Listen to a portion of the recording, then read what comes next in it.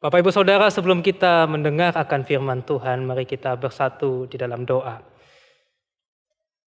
Tuhan, tiba saatnya kami menghampiri Engkau di dalam firman-Mu. Tuhan, tolong sekiranya Engkau menerangi hati dan pikiran kami, Tuhan, agar sekiranya kami boleh mengerti apa yang menjadi isi hati-Mu dan kehendak-Mu di dalam kehidupan kami. Berikanlah kami hati sebagai seorang murid yang mau diajar oleh firman-Mu. Dan juga Tuhan, tolong hamba-Mu yang hina ini untuk bisa memberitakan apa yang menjadi firman-Mu dan hidupnya pun diubahkan oleh firman yang hidup itu.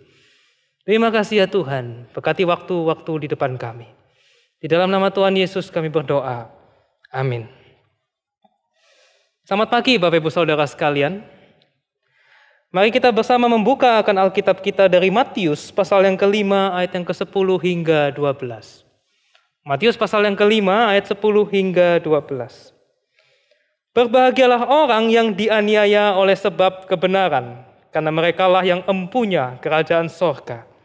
Berbahagialah kamu, jika karena aku kamu dicela dan dianiaya dan kepadamu difitnahkan segala yang jahat. Bersukacitalah dan bergembiralah, karena upahmu besar di sorga. Sebab demikian juga telah dianiaya nabi-nabi yang sebelum kamu. Demikian jauh pembacaan firman Tuhan. Bapak Ibu Saudara, firman Tuhan pada pagi hari ini adalah ucapan bahagia yang ke-8 sekaligus yang terakhir, yang menjadi penutup dari seri khotbah ucapan bahagia, yang merupakan bagian dari khotbah di bukit yang disampaikan oleh Tuhan Yesus kepada murid-muridnya. Dan sebagaimana yang telah kita pelajari dari minggu-minggu sebelumnya, khotbah di bukit adalah mengenai bagaimana Tuhan Yesus mengajarkan akan nilai atau value dari kerajaan surga, kerajaan Allah. Nilai yang seharusnya itu dimiliki oleh anak-anak Tuhan. Atau minimal diperjuangkan untuk dimiliki oleh orang percaya. Dan inilah yang menjadi karakteristik daripada orang-orang yang menjadi warga kerajaan surga. Dan nilai yang diajarkan oleh Tuhan Yesus adalah sesuatu yang begitu berbeda dengan apa yang dimengerti oleh dunia. Di mana ketika dunia itu mencari akan kekayaan, Tuhan Yesus mengajarkan berbahagialah orang yang miskin di hadapan Allah. Ketika dunia itu ingin menang, selalu menang atas orang lain, membalas orang lain, Tuhan Yesus mengajarkan berbahagialah orang yang lemah lembut. Ketika dunia itu selalu berkonflik satu dengan yang lain, Tuhan Yesus mengajarkan berbahagialah orang yang membawa damai. Dan ketika kita sekarang tiba pada ucapan bahagia yang terakhir. Berbahagialah orang yang dianiaya. Nah, tetapi masalahnya Bapak Ibu Saudara sekalian, kita, orang Kristen di Indonesia, khususnya di Jakarta abad 21, rasa-rasanya sulit sekali untuk bisa menghayati dan mengkaitkan akan bagian ini di dalam kehidupan kita sehari-hari. Kita bisa mengerti seperti apa itu miskin di hadapan Allah, seperti apa itu duka cita, lemah lembut, murah hati, suci hati, membawa damai. Kita bisa mengerti. Tetapi tidak mudah untuk kita itu kemudian bisa relate dengan penganiayaan. Kenapa? Karena kita saat ini hidup di tempat dan zaman yang dimana sebenarnya kita tidak lagi dianiaya oleh iman kita. Mungkin ada Bapak Ibu di belahan dunia yang lain atau di daerah lain di Indonesia, kita mendengar ada orang-orang yang menderita aniaya karena Kristus. Ada orang yang diusir dari rumahnya karena percaya kepada Tuhan Yesus. Ada gereja yang dipaksa untuk ditutup dan kemudian itu orang-orang jemaat itu harus beribadah dengan sembunyi-sembunyi. Ada Bapak Ibu. Tetapi yang seperti itu secara umum jumlahnya kecil sekali. Jikalau ada di zaman ini gereja itu ditutup, atau bahkan ada gereja yang dibom, maka seluruh Indonesia, bahkan seluruh dunia dari berbagai agama itu akan mengutuki pelaku-pelaku yang seperti itu. Pada beberapa tahun yang lalu di Irak dan Suriah itu ada ISIS. Ya, ISIS itu menganiaya dan membunuh begitu banyak orang Kristen.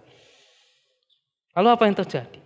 Yang terjadi adalah seluruh dunia mengutuki ISIS dan memerangi ISIS tersebut. Terhadap penganiayaan semua orang dari berbagai agama-agama itu akan kompak melawan para penganiaya dan membela orang Kristen. Karena kita saat ini memang hidup di zaman yang menjunjung tinggi akan hak asasi manusia, di mana kebebasan beragama itu dijamin oleh undang-undang, dijamin oleh negara. Dan sebagian besar orang itu berupaya sedemikian rupa untuk bisa hidup damai dan bisa tercipta itu toleransi akan antar umat beragama. Kita hidup di Indonesia yang menjunjung tinggi Pancasila dan kebinekaan.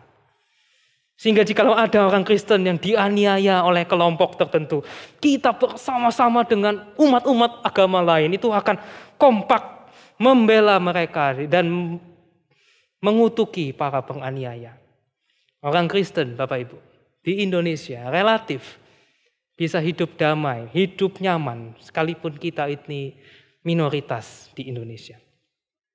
Saya menduga, Bapak Ibu, sekalipun mungkin ada di antara kita, tetapi tidak banyak di antara kita ini yang pernah benar-benar mengalami penganiayaan karena iman kita.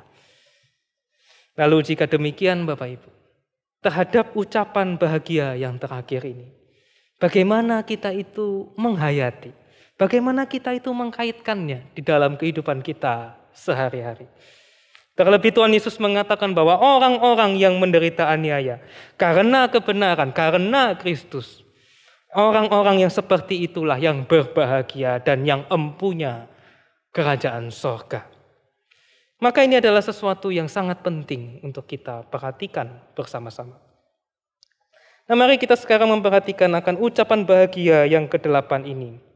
Di ayat yang ke-10, berbahagialah orang yang dianiaya oleh sebab kebenaran. Aniaya diterjemahkan dalam bahasa Inggris persecution atau persekusi dalam bahasa Indonesia. Yang mana itu berarti pemburuan sewenang-wenang terhadap seorang atau sejumlah orang dan disakiti, dipersusah atau ditumpas. Berarti seorang yang dianiaya atau dipersekusi itu berarti dia diburu, dia dikejar-kejar. Seperti seekor binatang yang dikejar-kejar oleh pemburu yang sedang ingin menangkapnya, memburunya. Untuk kemudian memperlakukan hewan itu sewenang-wenang, sesuka hatinya. Itulah arti harafiah dari dianiaya. Dan Tuhan Yesus kemudian mengatakan, berbahagialah orang yang dianiaya oleh sebab kebenaran. Beberapa minggu yang lalu kita sudah belajar bahwa kebenaran, righteousness, dikaiosune, adalah sesuatu yang berkaitan dengan kehidupan seturut dengan firman Tuhan. Hidup menurut nilai-nilai kerajaan sorga. Dan tentu saja ini berkaitan dengan relasi kita dengan Tuhan Yesus Kristus yang adalah sang kebenaran itu sendiri. Dan hal ini kemudian dipertegas oleh Tuhan Yesus di ayat yang ke-11. Berbahagialah kamu jika karena aku, kamu dicela, dianiaya, dan kepadamu difitnahkan segala yang jahat. Mengkonfirmasi bahwa hidup seturut dengan kebenaran itu adalah hidup karena Kristus, hidup serupa dengan Kristus. Dan oleh karena kehidupan yang seperti itu, anak Tuhan akan dianiaya, dicela, serta difitnahkan segala sesuatu yang jahat. Bapak Ibu Saudara, di ayat-ayat sebelumnya Tuhan Yesus selalu mengatakan, berbahagialah orang yang miskin, orang yang lapar, orang yang murah hati, dan seterusnya. Tetapi di ayat 11 ini, Tuhan Yesus mengatakan, berbahagialah kamu. Bukan lagi berbahagialah orang yang ini atau yang itu, tetapi berbahagialah kamu. Kamu murid-muridku, kamu yang mengikut aku, kamu yang mendengarkan akan firman ini. Jika karena aku kamu dicela, dianiaya, dan difitnahkan segala sesuatu yang jahat. Suatu nuansa yang begitu personal, Bapak Ibu Saudara. Seakan-akan setiap orang yang menjadi murid Kristus, menjadi Kristen, termasuk kita yang ada di sini, itu pasti akan menderita karena Kristus. Dan memang Bapak Ibu, Tuhan Yesus berkali-kali mengatakan Bahwa mengikut Tuhan itu menyangkal diri, memikul salib, merelakan segalanya dan akan disertai dengan berbagai penderitaan dan penganiayaan. Misalnya saja dalam Yohanes pasal yang ke-15 Tuhan Yesus berkata, jika dunia itu membenci kamu, ingat bahwa dunia telah lebih dahulu membenci aku. Jikalau mereka telah menganiaya aku, mereka juga akan menganiaya kamu. Sebagaimana Kristus dibenci, ditolak, dan dianiaya, maka kita, murid-muridnya, tentu juga akan dianiaya. Maka adalah suatu keniscayaan Bapak Ibu. Menjadi murid Kristus, menjadi orang Kristen, itu akan mengalami penganiayaan. Dan kepada murid-muridnya Tuhan Yesus mengatakan, berbahagialah. Sebagaimana sudah kita pelajari sebelumnya bahwa kata berbahagialah itu seperti suatu ucapan selamat, congratulations, selamat bahwa engkau dianiaya. Dan tidak hanya itu, Tuhan Yesus melanjutkan di ayat 12 dan itu dengan dua buah perintah, yaitu bersukacita dan bergembiralah. Rejoice and be glad. Kata bersukacita di situ berarti suatu perasaan yang luar biasa karena mengalami berkat dan anugerah Tuhan. Dan bergembiralah itu berarti melompat kegirangan oleh karena merayakan berkat dan anugerah Tuhan. Loh kenapa kok bersukacita dan bergembira sampai seperti itu? Karena upahmu besar di surga. Sebab demikianlah juga telah dianiaya nabi-nabi yang sebelum engkau. Karena di masa yang akan datang Bapak Ibu, kita akan beroleh kerajaan surga. Dan tidak hanya di masa yang akan datang, di masa kini pun kita itu boleh mengalami suatu pengalaman istimewa seperti apa yang telah dialami oleh nabi-nabi Tuhan. Di dalam bagian Alkitab yang lain, Rasul Petrus memberikan suatu penjelasan bagi kita untuk dapat mengerti mengapa kita itu berbahagia, bersukacita, bergembira ketika kita itu menderita karena Kristus. Dalam 1 Petrus 4 ayat 12 sampai 14 itu disebutkan, saudara-saudara yang kekasih, janganlah heran akan nyala api siksaan yang datang kepadamu sebagai ujian, seolah-olah ada sesuatu yang luar biasa terjadi atas kamu. Sebaliknya, bersukacitalah sesuai dengan bagian yang kamu dapat dalam penderitaan Kristus, supaya kamu juga boleh bergembira dan bersukacita pada waktu Ia menyatakan kemuliaannya. Berbahagialah kamu jika kamu dinista karena nama Kristus, sebab roh kemuliaan yaitu roh Allah ada padamu. Bapak Ibu perhatikan sekali lagi ayat 13. Bersukacitalah sesuai dengan bagian yang kamu dapat dalam penderitaan Kristus. Itu berarti kita yang menderita aniaya, itu ikut ambil bagian di dalam salib Kristus, di dalam penderitaan Kristus. Dan itu adalah suatu pengalaman rohani. Suatu pengalaman rohani yang luar biasa oleh karena kita mencicipi cawan pahit penderitaan Kristus. Pengalaman mendapatkan kehormatan karena menderita bagi Tuhan. Dan oleh pengalaman yang luar biasa itu, berbahagialah, bergembiralah, bersukacitalah, karena upahmu besar di surga. Ada sebuah catatan menarik di dalam Kisah Para Rasul pasal yang ke-5. Ketika itu para rasul ditangkap dan diinterogasi oleh ahli Taurat dan orang Farisi. Lalu setelah diinterogasi ternyata tidak didapati kesalahan dari para rasul sehingga mereka harus dibebaskan. Tetapi sebelum dibebaskan, para orang Farisi itu menghukum cambuk para rasul itu dan kemudian mengancam mereka untuk tidak boleh lagi memberitakan Injil. Tetapi menarik sekali Bapak Ibu, ketika para rasul itu pergi meninggalkan sidang mahkamah agama, itu tercatat di sana mereka meninggalkan sidang itu dengan gembira. Dengan gembira. Loh kenapa kok mereka gembira? Bukankah mereka baru saja diinterogasi? Bukankah mereka itu baru saja dicambuk? Mereka diancam sedemikian rupa. Kenapa mereka gembira? Disebutkan dalam Kisah Para Rasul, mereka bergembira oleh karena mereka telah dianggap layak menderita penghinaan oleh karena nama Yesus. Boleh menderita karena nama Yesus merupakan suatu privilege, hak istimewa, kehormatan yang Tuhan itu berikan kepada murid-muridnya. Suatu pengalaman rohani, mencicipi cawan penderitaan Tuhan Yesus dan mengalami apa yang dialami oleh para nabi.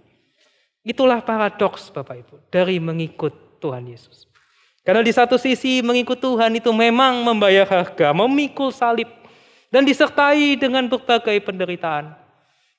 Tetapi di sisi yang lain ada sukacita, ada damai sejahtera yang melampaui segala akal, yang mengiringi derita dan aniaya tersebut.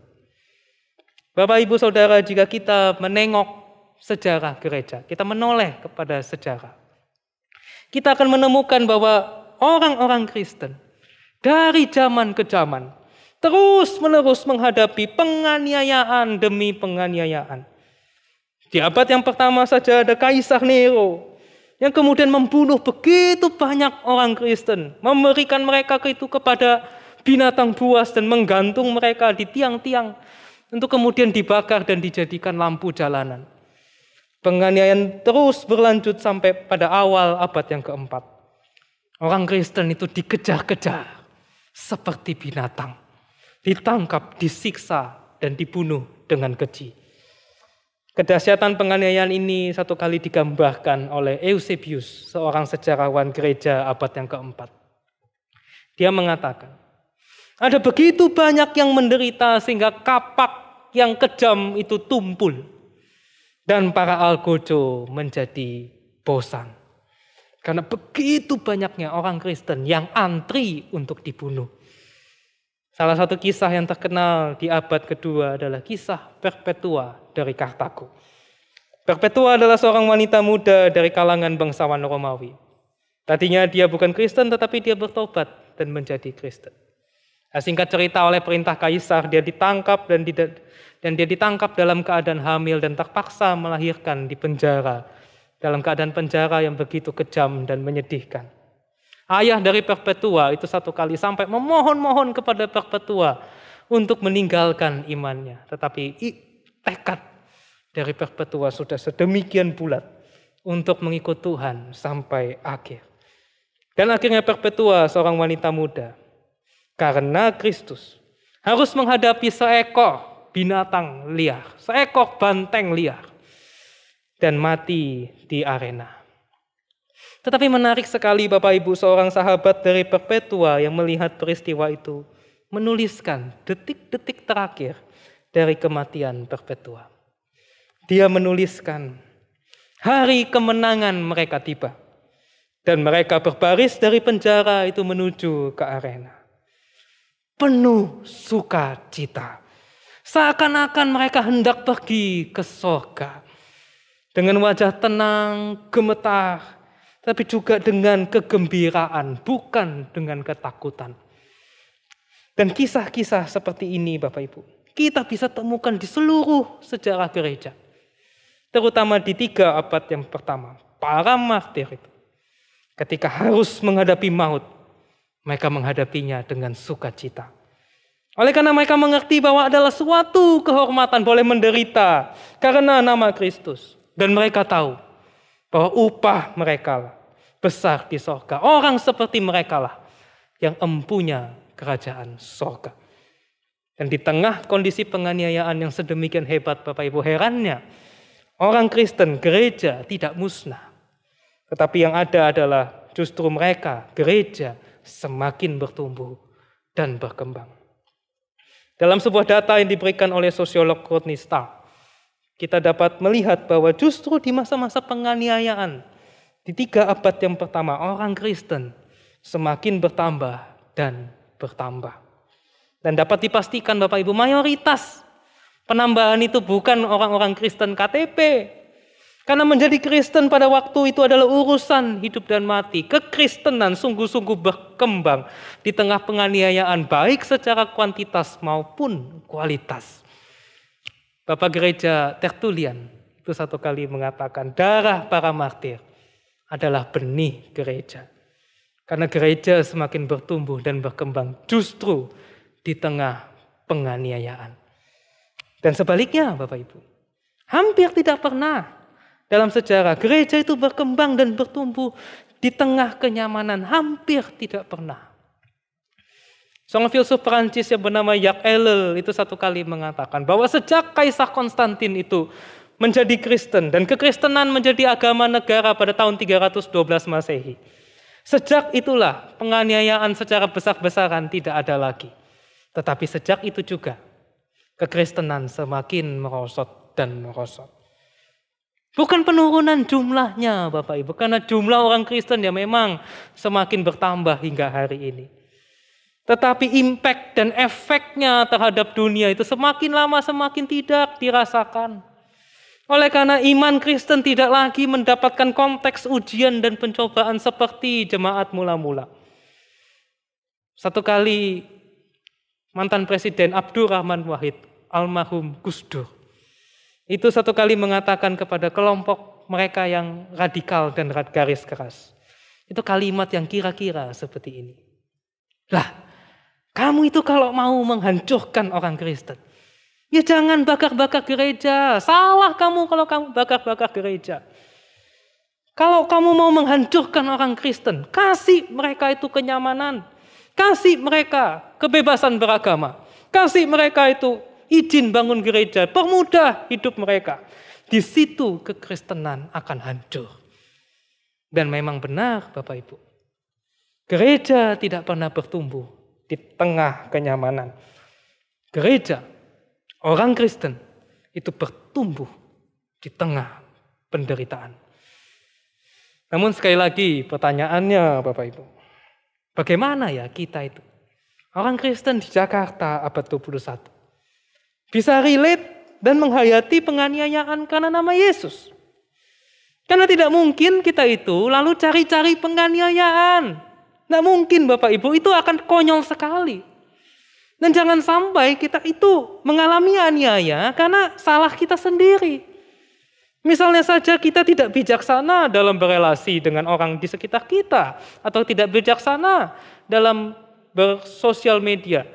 Atau kita memberitakan Injil itu dengan sembrono. Tidak menggunakan hikmat dan bijaksana dari Roh Kudus. Jika hal seperti itu, jika karena hal-hal seperti itu kita kemudian mendapatkan masalah, itu karena salah kita sendiri Bapak Ibu. Jadi bagaimana ya kita sekarang itu menghayati penderitaan karena Kristus. Dalam perenungan saya mendapati bahwa memaknai dan menghayati akan menderita karena Kristus. Itu tidak melulu penderitaan fisik. Tidak melulu penderitaan yang terjadi karena penganiayaan secara fisik. Sekalipun terkadang memang Tuhan izinkan itu terjadi dan kita harus siap menghadapinya. Tetapi bukankah di dalam pengertian tertentu kita menderita ketika kita melakukan apa yang menjadi kehendak Tuhan. Karena melakukan kehendak Tuhan Bapak Ibu, itu membutuhkan penyangkalan diri dan berkaitan dengan mematikan dosa. Dan di dalam prosesnya tentu kita akan menderita. Dan jika kita kembali kepada teks bacaan kita tadi dan menempatkannya di dalam konteks keseluruhan ucapan bahagia, di situ kita akan mengerti bahwa jika kita melakukan 7 ucapan bahagia yang sebelumnya, dengan setia maka penderitaan akan menghampiri kita. Karena dengan kita setia melakukan apa yang menjadi nilai-nilai dari kerajaan Allah, itu akan berbenturan dengan nilai-nilai dunia dan juga berbenturan dengan keduniawian kita. Maka di sini kita bisa menghayati penderitaan oleh karena Kristus itu dengan cara hidup sungguh-sungguh, hidup serupa dengan Kristus, sungguh-sungguh serupa dengan Kristus. Oleh karena bukankah kita menderita Bapak Ibu? Tatkala kita harus menyangkal diri dan mengarahkan diri kita kepada Tuhan, menjadi orang yang miskin di hadapan Allah. Bukankah kita menderita? Tatkala kita harus mengampuni orang yang jahat kepada kita dan kita mau menjadi orang yang lemah lembut. Bukankah kita menderita? Tatkala kita kehilangan kenyamanan kita dan kita bermurah hati menolong orang lain. Bukankah kita menderita tatkala kita mencoba menjadi pembawa damai, tetapi kemudian kita justru disalah mengerti oleh orang lain? Dan berbahagialah Bapak Ibu, berbahagialah orang yang menderita karena Kristus. Karena kita mau hidup serupa Kristus. Mengasihi seperti Kristus itu mengasihi. Mengampuni seperti Kristus itu mengampuni. Lemah lembut seperti Kristus itu juga lemah lembut. Bapak Ibu, inilah panggilan pemuridan, panggilan menjadi murid Kristus. Itu bagaimana kita hidup serupa dengan Tuhan Yesus. Mungkin Tuhan itu belum atau bahkan tidak akan mengizinkan kita itu mengalami penganiayaan dalam arti yang sesungguhnya seperti saudara-saudara kita yang lain. Tetapi Tuhan tidak memanggil kita untuk nyaman dengan diri kita sendiri. Tuhan memanggil kita untuk serupa Kristus. Menjadi serupa dengan Kristus itu berarti kita mematikan keakuan kita, mematikan dosa kita, mematikan kedagingan kita, dan mengarahkan hidup itu kepada Tuhan. Dan untuk itu semua memang ada harga yang harus kita bayar. Ada penderitaan yang harus kita jalani. Dan melalui apa yang kita derita itu, iman kita bertumbuh. Dan di dalam konteks seperti itu Bapak Ibu, berbahagialah, bergembiralah, bersukacitalah. Karena engkau yang empunya kerajaan sorga. Karena upahmu besar di sorga. Mungkin Bapak Ibu pernah mendengar cerita pendeta Wayne Cordeiro. Pendeta Wayne Cordeiro dari Hawaii yang biasa rutin pergi ke Tiongkok untuk memberikan pelatihan-pelatihan kepada pemimpin-pemimpin gereja di Tiongkok. Ya, kekristenan di Tiongkok itu adalah kekristenan yang sebagian besar itu masih di bawah tanah. Kekristenan yang diam-diam, sembunyi-sembunyi. Mereka harus diam-diam itu, kalau tidak mereka ditangkap oleh pemerintah. Dan satu kali pendeta Wayne Cordeiro itu memberikan pelatihan kepada 22 pemimpin gereja dari provinsi Hunan. 22 orang itu pergi naik kereta selama 13 jam untuk tiba di hotel tempat pelatihan itu diadakan. Dan seketika sampai di hotel mereka naik lift itu berdua-berdua. Bukan karena social distancing tetapi tidak mau menarik perhatian, maka mereka itu berdua-berdua naik lift. Dan mereka tiba di ruangan yang akan diadakan pelatihan itu yang kurang lebih itu luasnya 65 meter persegi. Tidak ada kursi, tidak ada juga AC. Mereka harus duduk di lantai tanpa AC. Bapak Ibu bayangkan 22 orang ditambah tim dari Amerika ya mungkin sekitar 30. Itu di ruangan yang tidak terlalu besar, 65 meter persegi. Tanpa AC. Tanpa kursi. Dan Wayne Cordeiro harus mengajar selama kurang lebih dari jam 8 pagi sampai jam 5 sore selama 3 hari berturut-turut. Di tengah-tengah Wayne Cordeiro itu sedang mengajar, dia bertanya kepada para peserta.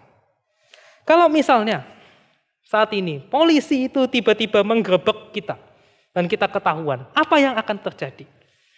Lalu mereka itu menjawab dengan santai, oh ya Bapak akan dideportasi dalam waktu 24 jam dan kami akan dipenjara selama 3 tahun. Wayne Cordeiro langsung kaget, kamu bercanda ya?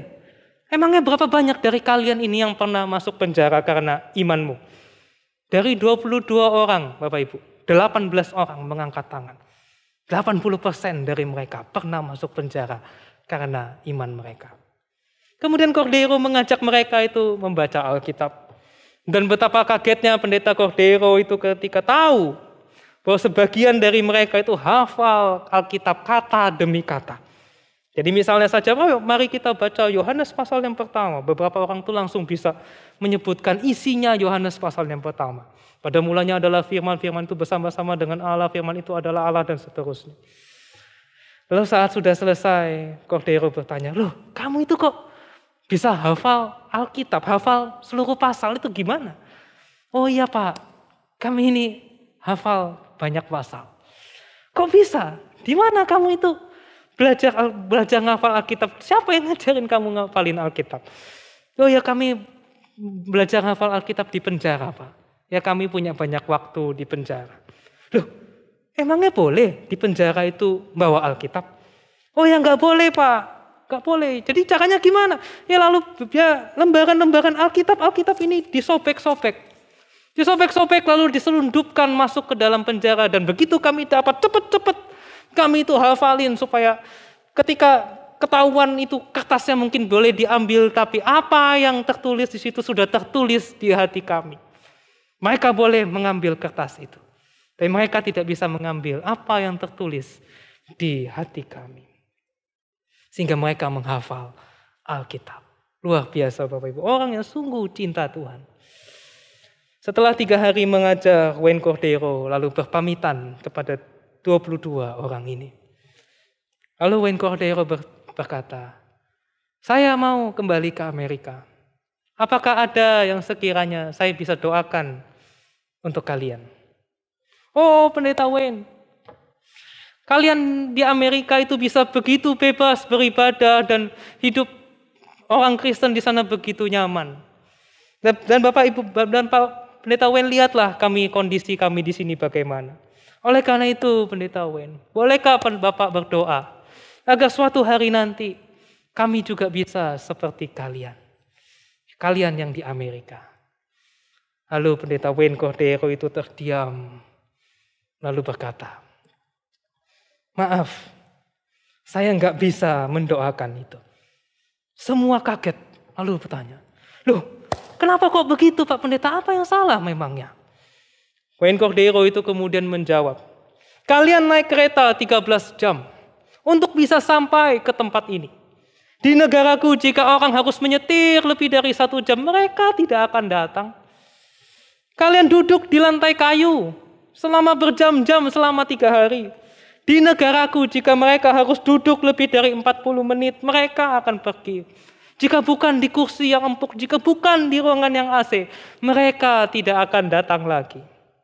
Di Amerika kami itu rata-rata punya 2 buah Alkitab per keluarga. Tapi kami tidak membacanya. Kalian hampir tidak pernah memiliki Alkitab sama sekali. Dan kalian menghafalnya dari sobekan-sobekan kertas.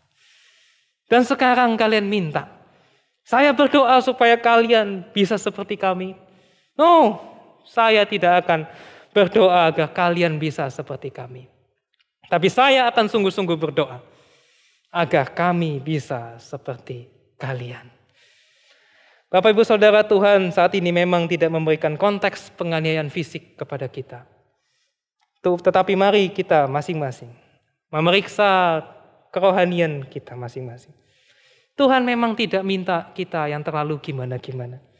Tuhan hanya minta kita setia melakukan apa yang Tuhan itu sudah percayakan kepada kita.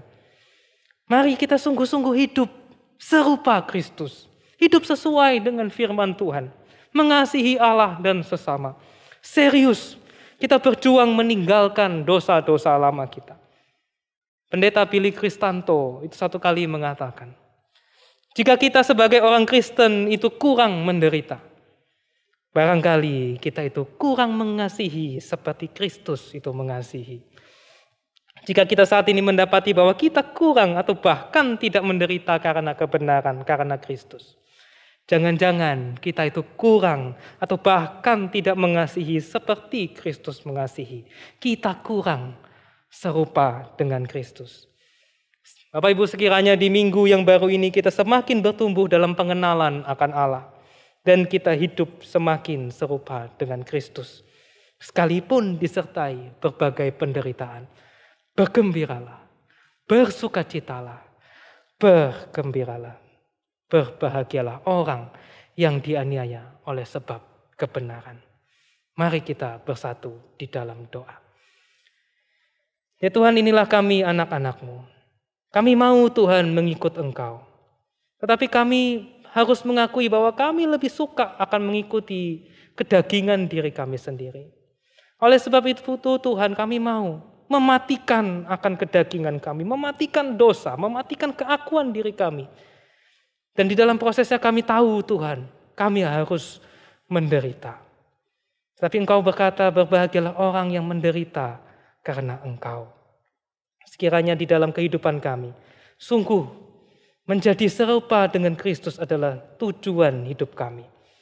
Dan kami melakukannya dengan kesungguhan hati. Oleh karena kami anak-anak-Mu yang telah ditebus oleh darah Kristus. Terima kasih ya Tuhan, terima kasih. Di dalam nama Tuhan Yesus kami berdoa dan bersyukur. Amin.